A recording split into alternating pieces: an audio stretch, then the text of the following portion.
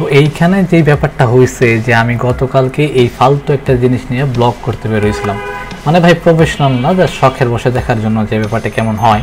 এটা 20 minute use করার পর বুঝলাম যে আমার 650 টাকা লিটারেলি পানিতে গেছে। সামনে যে কাভারটা ছিঁড়ে দেখতেছেন ওটা আমি ছিঁড়েছি, না ছিঁড়লে ভিডিওতে নয়েজ আর ব্লারে ভরে যায়। আমি আমার মোবাইলের মেইন ক্যামেরা ইউজ করতে পারতেছিলাম না, যদি ইউজ করি তাহলে ডান পাশে একটা ব্ল্যাক এসে থাকে। এটার রিজন হচ্ছে এইটার কাভার সিস্টেমটা। কাভার সিস্টেম একটা ম্যাগনেটিক দেওয়া আছে যেটা একদমই ফোনের সাথে অ্যাটাচ হয়ে থাকে না।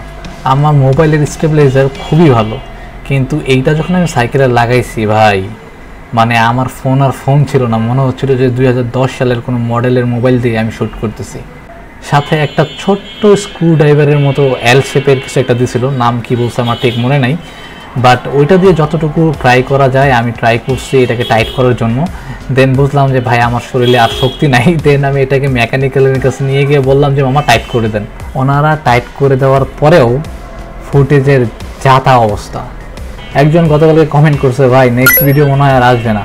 ভাই আসবে, নর্মালি যে বিষয়টা হয়েছে যে আমার যেখানে বাসা ওইখানে হচ্ছে বর্ষাকাল ছাড়াও শীতের সময় হাঁটু পর্যন্ত পানি থাকে, আর এখন তো বৃষ্টি লিটারেলি ডেইলি হয়। সো ওইখানে মহাসাগর হয়ে গেছে। সো মহাসাগরটা একটু কমুক, দেন হচ্ছে আমি সাইকেল নিয়ে আমার বাসার দিকে যাব। এনিওয়ে, ভুলেও কেউ এই জিনিসটা কিনেন না। স্ক্রিনে যেটা দেখতে পাচ্ছেন এটার কথাই বলতেছি, ভুলেও না।